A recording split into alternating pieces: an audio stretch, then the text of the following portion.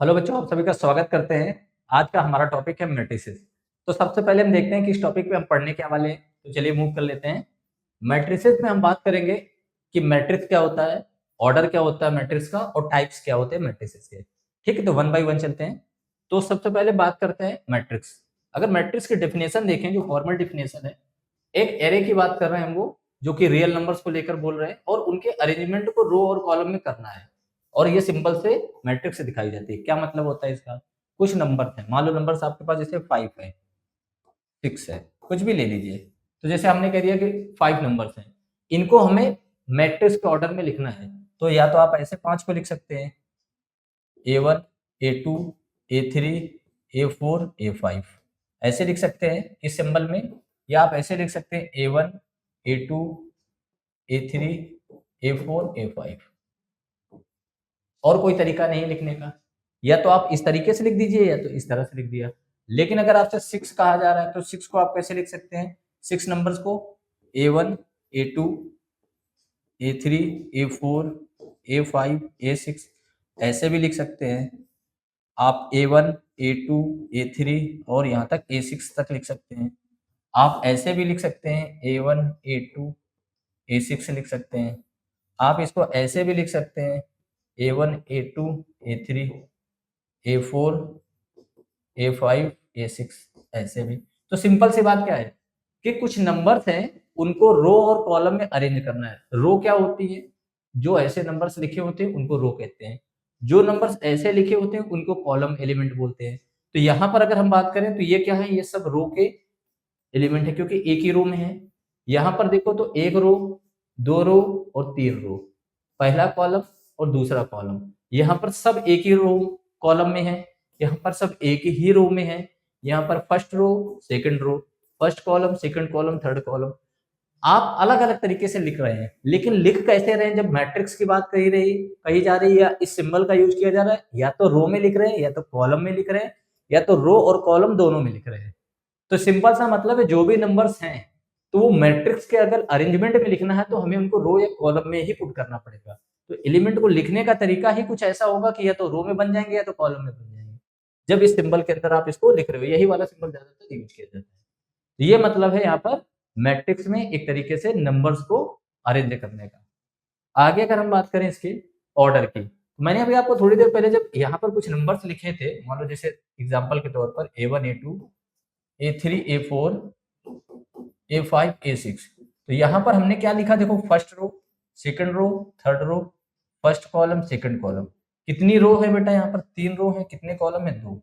तो 3 रो और 2 कॉलम है। तो नंबर ऑफ जो यहाँ पर पहले लिखे होते हैं, ये किसको रिप्रेजेंट करते हैं? नंबर ऑफ रो को। और ये किसको रिप्रेजेंट करते हैं? नंबर ऑफ कॉलम को।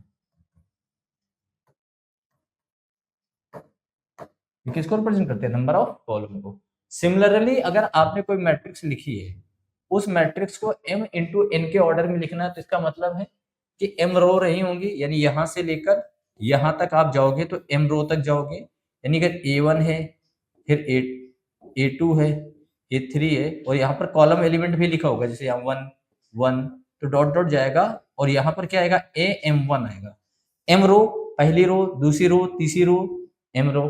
कॉलम में जाएंगे तो मान लो यहाँ पर जा रहे हैं तो A फर्स्ट रो चल रही है और कॉलम पहला।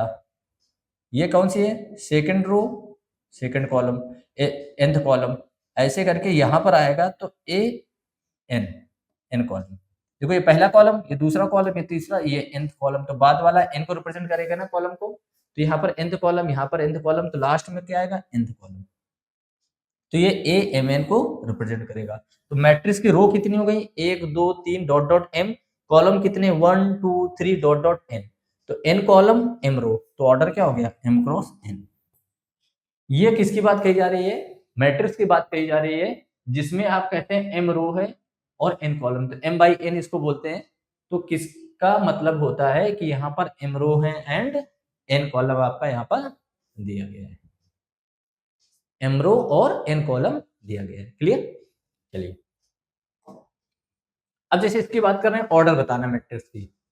तो इस मैट्रिक्स के ऑर्डर की अगर हम बात करें, कितनी रो है इसमें? एक ही रो है। फर्स्ट कॉलम कितने? 1 2 3। तो एक रो 3 कॉलम, तो 1/3। यहाँ पर कितनी रो है, 1 2 3, कितने कॉलम है 1, तो 3/1। यहाँ पर कितने हैं 2 रो 2 कॉलम, तो 2/2। ऑर्डर ही लिखता जा रहा हूँ ना।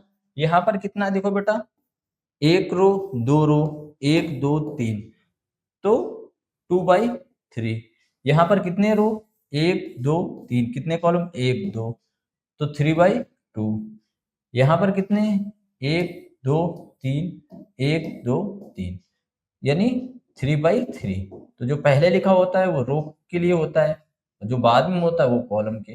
तो यही ऑर्डर को रिप्रेजेंट करते हैं, m/n हम बोले थे। तो आप काउंट करिए, जितने रो हैं उतने वहां पर m की जगह आ जाएंगे, जितने कॉलम हैं वो सब n की जगह वहां पर आ जाते हैं, जिसको हम m/n बाद में बोल देते हैं।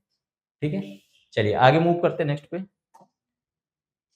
अगला कह रहे हैं if A matrix has 18 elements what is the possible order. Order m/n हमने बताया था। तो चलिए सबसे पहले 18 को हम फैक्टर कर लें। ऑर्डर जब भी फाइंड करना फैक्टर, क्या क्या फैक्टर हो सकते हैं, 1 6 3 9 और 18 सिर्फ। अब इनका कॉम्बिनेशन बनाए तो देखो क्या हो सकता है, 1 इंटू 18 हो सकता है, तो 18 इंटू 1 भी हो सकता है। ठीक है, फिर 9 इंटू 2 हो सकता है, तो 2 इंटू 9 भी हो सकता है। फिर 3 इंटू 6 हो सकता है, तो 6 इंटू 3 भी हो सकता है। यही तो पॉसिबल हो सकते हैं। तो कितने पॉसिबल ऑर्डर है, 1 2 3 4 5 6। इसमें कितने ऐसे पॉसिबल हो सकते हैं, तो 6 यहाँ पर आपके पॉसिबल हो सकते हैं। ठीक है, अब दूसरा मैट्रिक्स क्या है, 23। और 23 एक प्राइम नंबर है। तो प्राइम नंबर को अगर आप कहोगे तो 1 और 23 के अलावा कोई पॉसिबल ही नहीं हो सकती इसके फैक्टर। तो या तो 1 इंटू 23 1/23 या 23/1, यही दो पॉसिबल हो सकते हैं ना ऑर्डर मैट्रिक्स के। तो इस केस में कितने ऑर्डर की पॉसिबल हो सकते हैं, सिर्फ इन दो केस की। तो क्या आंसर आएगा, 2। 2 will be the right answer. Clear है, चलिए नेक्स्ट पे बात करते हैं, how to describe a matrix. देखो एक मैट्रिक्स दी गई है m/n की, इसको डिस्क्राइब करने की बात है, थोड़ी देर पहले मैंने आपको सिखाया था। कुछ नहीं, ये जो थ्योरी लिखी इसका सिंपल मतलब समझो। एक m/n की यहाँ पर मैट्रिक्स है जो आपको देखने में लग रही है। यहाँ पर कोई भी एलिमेंट जनरल कह रहे हैं, तो वो जनरल एलिमेंट कह रहे हैं aij, ये जनरल एलिमेंट ऐसे कह रहे हैं। अब इस aij में हम कैसे पहुंचते समझना। a11 का मतलब है first row first column, first row second column, first row third. तो जो पहले वाली रो पे आप जाओगे तो 1 कॉमन होगा, समझ देखो, क्योंकि फर्स्ट रो की बात चल रही, कॉलम पहला दूसरा तीसरा nth कॉलम, तो फर्स्ट रो n कॉलम हुआ। यहां से जब जाओगे तो आप क्या कहोगे, सेकंड रो, यही तो पढ़ोगे। तो सेकंड रो जब पढ़ोगे तो सब में पहला एलिमेंट क्योंकि रो को रिप्रेजेंट करता है, तो सब में 2 ही आएगा, सेकंड ही लिखा होगा। ऐसे ही यहां पर जाओगे तो देखो nth कॉलम पढ़ते हो ना, nth कॉलम, तो यहाँ पर लास्ट में सब में n ही आता जाएगा, क्योंकि बाद वाला क्या होता है, वो कॉलम को रिप्रेजेंट करता है। तो जनरली मान लो आप ith रो में जा रहे हो, तो ith रो में जब जाते रहोगे तो i यहाँ पर ऐसे आएगा। और मान के चलने jth कॉलम में है, तो यहाँ पर ith रो है और ये मान लो jth कॉलम है, तो यहाँ पर क्या आएगा, a i, क्योंकि ith रो है i, और कॉलम तो सबके बाद में j आता जाएगा, तो यहाँ पर j आ जाएगा कि नहीं। तो aij क्या रिप्रेजेंट कर रहा है, ये जो aij रिप्रेजेंट हो रहा है वो ith रो और jth कॉलम को रिप्रेजेंट कर रहा है। तो इसीलिए जो जनरल हम a i j m/n लिखते हैं, इसका मतलब है एक ऐसी मैट्रिक्स जिसमें i को हम 1 से m तक जा सकते हैं और n में हम 1 से n तक जा सकते हैं। तो अगर कहें तो 1 से इक्वलिटी है i की m तक, और 1 से इक्वलिटी है n की j तक, सॉरी n की, ये j की n तक, j की है ना, 1 से ये j है कहां तक, n तक। तो ये बाद वाला एलिमेंट कहां तक जाएगा, i 1 से लेकर m तक, j 1 से लेकर n तक। अब m बराबर 1 पुट करो, n बराबर 1 करो, तो ये वाला मिल जाएगा। यानी i बराबर 1 और j बराबर 1, तो ये i बराबर 1 j बराबर 2, तो ये ऐसे आप aij में जो भी वैल्यू पुट करना चाहो मिल जाएगी। तो एक तरीके से क्या हुआ, ये जनरल डिस्क्रिप्शन है मैट्रिक्स का। अगर aij आपको पता है m/n मैट्रिक्स का, तो आप कोई भी एलिमेंट फाइंड कर सकते हो, बस i और j की वैल्यू पुट करनी होगी ना। इसको देखो प्रैक्टिकली कैसे समझते हैं, देखो क्वेश्चन से। यहाँ पर पहले क्वेश्चन करने से पहले एक चीज देख लेते हैं कि इसमें जैसे नंबर ऑफ रोज कह रहा है, तो देखो कितनी रो है, हमने बताया था ये रो को 1 2 3, तो 3, कितने कॉलम है 1 2 3 4 4। ऑर्डर क्या हुआ 3/4। नंबर इनका मल्टीप्लाई कर दो 12, वही एंट्री होती है। एलिमेंट चाहिए A2 3, 2 मतलब सेकंड रो और कॉलम थर्ड, तो ये आ गया A23 की वैल्यू कितनी आ गई 44। A31 third row first column, third row first column मतलब ये आ गया 11। A14 first row fourth column 0। A33 third row third column 9। A22 second row second column 13। Find हो गया कि नहीं लो?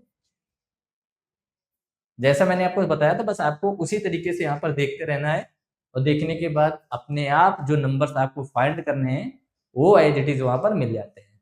आई थिंक क्लियर है। Construct a 3x2 matrix whose elements are given by this. अब देखो इसके अगर 3x2 है तो मैट्रिक्स कैसे होगी, 3 रो है, A11 A12 A21 A22 A23 A31 A32, यही जाएंगे ना, 3 रो और 2 कॉलम। अब देखो यहां पर कह रहा है कि Aij कितना है 2i माइनस जे, तो A11 चाहिए तो कितना आ जाएगा 2 इंटू 1 माइनस 1, 2 माइनस 1 कितना आ गया 1, A11 आ गया। A12 कितना चाहिए, i बराबर 1 तो 2 माइनस 2 0। A21 कितना आ गया 4 माइनस 1 3। बस वैल्यू पुट करनी है इस फार्मूले में। A22 तो 2 दूनी 4 माइनस 2 तो 2, वैल्यू निकलती जा रही है। A31 तो 6 minus 1 5, A32 6 minus 2 4, value put कर दो इस मैट्रिक्स में। A11 कितना है 1, A12 कितना है 0, A21 कितना है 3, A22 कितना है 2, A31 कितना है 5, A32 कितना है 4। ये कितना है 3 क्रॉस या 3/2 की मैट्रिक्स का आया और एलिमेंट हमें इस फार्मूले से यहाँ पर मिल गए। आई की जो वैल्यू है जैसे यहाँ पर कह रहा है ना 2 1, तो ये आई को रखा होगा यहाँ पर जे 3 2 2 का मतलब ये I2 और J2 इसी फार्मूले में जो वैल्यू आए वही उस एलिमेंट की वैल्यू होती है वहां पर। तो होपफुली ये बात भी क्लियर होगी कि अगर हमारे पास जनरल फार्मूला पता है आई और जे के फॉर्म में तो फिर हम सारे एलिमेंट को वहां पर फाइंड कर सकते हैं। ठीक है, सिमिलर ये है तो ये आपका होमवर्क है, इसको आप कर लीजिएगा। बस यहाँ पर मॉड रखा है तो सारे पॉजिटिव होंगे। चलिए 1 2 बता दे रहे हैं। 3x4 की है तो बना के पहले दिखाते हैं, 1 2 एलिमेंट बता देंगे बाकी आप कर लीजिएगा। A11 A12 ठीक है, A13 A14, 3 रो है, A21 A22 A23 A24, A31 A32 A33 A34। देखो 3 रो 1 2 3, कॉलम कितने 4 1 2 3 4।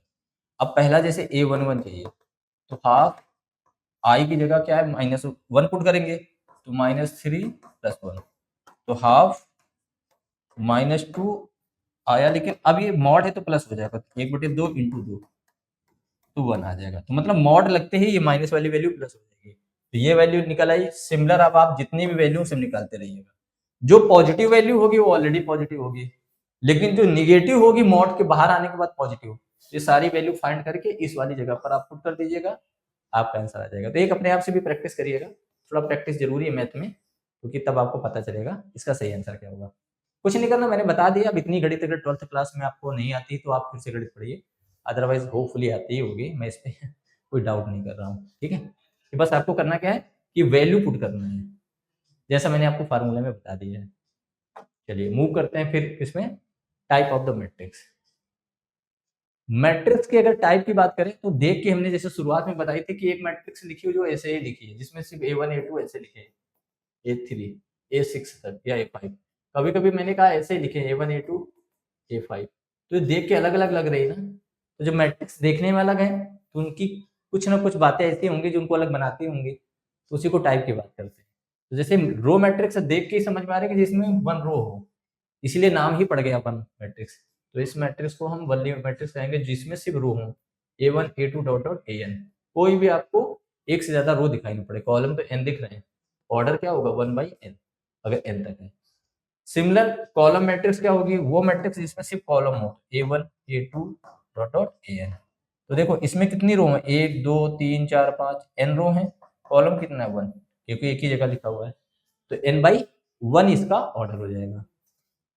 सिमिलर अगर हम आगे बात करें स्क्वायर मैट्रिक्स, स्क्वायर मैट्रिक्स वो होती है जिसमें equal number of row and column हो, यानी देख के एक तरह से स्क्वायर सुनने में लगता है आपको बराबर, जैसे A1 A2 A3 A4, तो देखो दो रो हैं और दो ही कॉलम है, तो हमेशा 2/2 होगी या 2/3/3, तो n/n ही ऑर्डर इसका होता है हमेशा, नंबर ऑफ रो जितने होंगे उतने ही नंबर ऑफ कॉलम होंगे, ये हमेशा याद रखिएगा स्क्वायर मैट्रिक्स में होता है। रेक्टेंगुलर मैट्रिक्स क्या कहते हैं, a matrix in which the number of row is not equal to the number of column, उसको हम रेक्टेंगुलर मैट्रिक्स कहते हैं। जैसे अभी हमने लिख दिया हुआ A 1 2 3 4 5 6, ये रेक्टेंगुलर मैट्रिक्स हो गई, स्क्वायर नहीं है, क्यों, नंबर ऑफ इसका रो कितने हैं 1 2 3 और ऑर्डर कितना कॉलम, तो 3/2 है ना, तो ये 3 है ये 2 है, तो ऑर्डर में m और n की वैल्यू इक्वल नहीं होगी, तो वो क्या हो जाएगा, वो आपका हो जाएगा रेक्टेंगुलर मैट्रिक्स। ठीक है, इसके बाद आता है जीरो मैट्रिक्स, वो मैट्रिक्स जिसके सारे एलिमेंट जीरो हैं, यानी यहाँ पर जीरो या 0 0 कुछ भी लिखा हो, ये सारे आपके क्या हो जाते हैं, ये सारे आपके जीरो मैट्रिक्स होते हैं, सारे एलिमेंट जीरो हो। डायगोनल मैट्रिक्स वो होती है जिसके ऑल एलिमेंट्स जीरो होते हैं सिर्फ प्रिंसिपल डायगोनल को छोड़कर, यानी प्रिंसिपल डायगोनल। स्क्वायर मैट्रिक्स पहली बात तो ये होती है, ध्यान रखिएगा, तो जैसे 1 2 0 0 2, ये वाली जो होती है A11 से चालू होती है, इधर से नहीं, जो A11 से चालू होती है इसको प्रिंसिपल डायगोनल कहते हैं।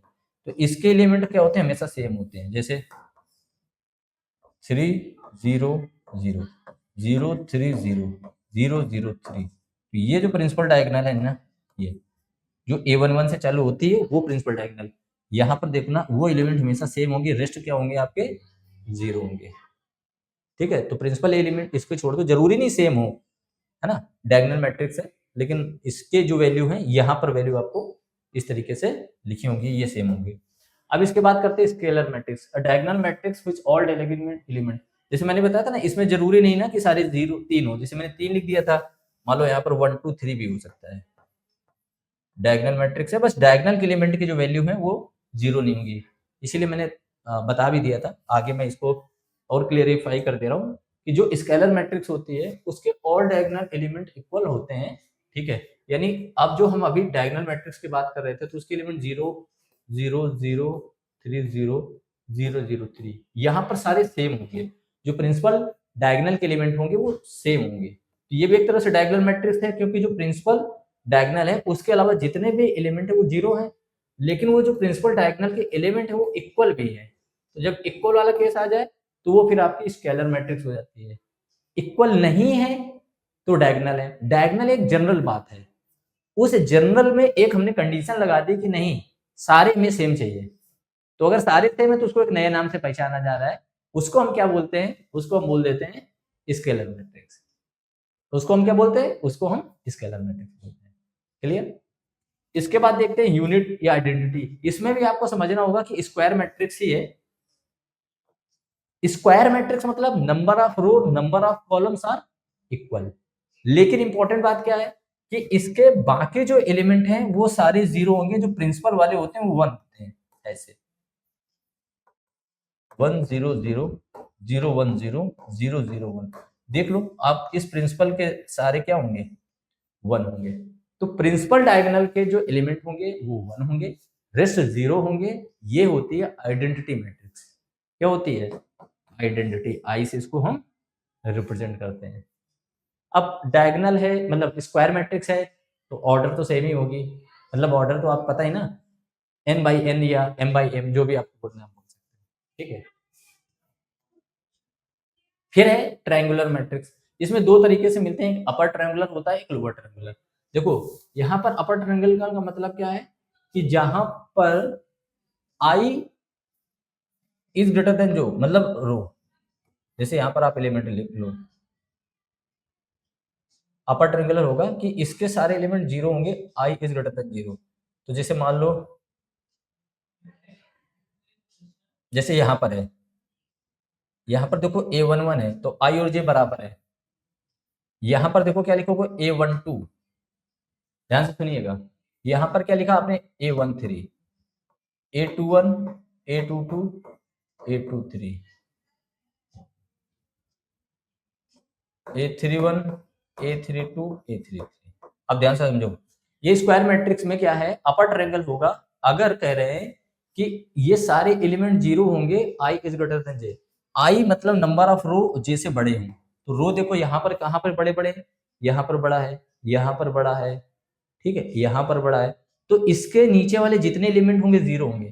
तो अगर ये अपर ट्रायंगल बन गई तो यहाँ पर ऐसे दिखाई पड़ेगी, A11, A12, A13। अब यहाँ पर जीरो आएगा, यहाँ पर जीरो आएगा, A22 यहाँ पर जीरो आएगा, यहाँ A23 और A33। तो ये देखो एलिमेंट जीरो हो गए। अपर ट्रायंगल का मतलब क्या हुआ कि जहां जहां आई बड़ा है, यहाँ पर देखो आई जैसे बड़ा है, I3 और J1 है, वो सारे जीरो हो जाएंगे, बाकी जितने वो ऐसी तरह लिखे रहेंगे। तो ये हो गया आपका अपर ट्रायंगल। लोअर ट्रायंगल में जस्ट उल्टा हो जाता है, तो अगर उसकी हम यहाँ पर इसी तरह से दिखाएं तो यहाँ पर क्या आ जाएगा, यहाँ पर A11, जे बड़ा होना चाहिए ना, 0 0, फिर यहाँ पर A21, A22 0, A31, A32, A33। ये क्या हो गया, यहाँ पर देखो जहां पर जे बड़ा है उस वाले केस में क्या हो गया, उस वाले केस में नंबर्स क्या हो गए, जीरो हो गए। बाकी जो जैसे लिखा है वो उसी तरह से होगा। तो बस ये ध्यान रखना, ये स्क्वायर मैट्रिक्स में आई और जे को लेकर रहता है, जो वो ट्रायंगुलर मैट्रिक्स के लिए हमें थोड़ा सा ध्यान रखना पड़ेगा। थोड़ी प्रैक्टिस करोगे तो याद हो जाएगा, बट वही है ना कि कुछ मैथ में तो चीजें पता होनी चाहिए, कॉन्सेप्ट क्लियर होने चाहिए, फार्मूला याद होना चाहिए, नहीं तो सवाल में अप्लाई नहीं कर पाओगे। यहाँ का कंफ्यूजन वो क्वेश्चन में डायरेक्ट एप्लीकेशन में दिक्कत करता है। तो कुछ बातें तो आपको एज इट इज पता ही होनी चाहिए, क्योंकि प्रैक्टिस जब करोगे ना तो ये बातें आपको पता होनी चाहिए, ये माना जाएगा। अदरवाइज फिर आपको फिर से प्रैक्टिस करनी है, मतलब फिर से एक बार कॉन्सेप्ट्स पढ़ना पड़ेंगे। तो आई थिंक ये बात यहाँ पर क्लियर होती है, ठीक है। तो चलिए, टाइप ऑफ मैट्रिक्स हो गई, इसको भी आप अच्छे से कर लीजिएगा। क्वेश्चंस के लिए हम आगे आपके लेक्चर में बात ही करने वाले हैं, जहाँ पर हम देखेंगे कि डिफरेंट टाइप के क्वेश्चंस कैसे होते हैं, उस पर भी हम लोग डिस्कस करेंगे। लेकिन जितना आज पढ़ाया, this is the very important for the matrix. आप इसको अच्छे से जाइएगा, एक बार पढ़िएगा, एक बार रिवाइज करिएगा, क्वेश्चंस फिर आपकी और प्रैक्टिस करेंगे, बट इसको आप अच्छे से पहले तैयार कर लीजिए, ठीक है। तो चलिए, थैंक यू वेरी मच, मिलते हैं नेक्स्ट क्लास पर।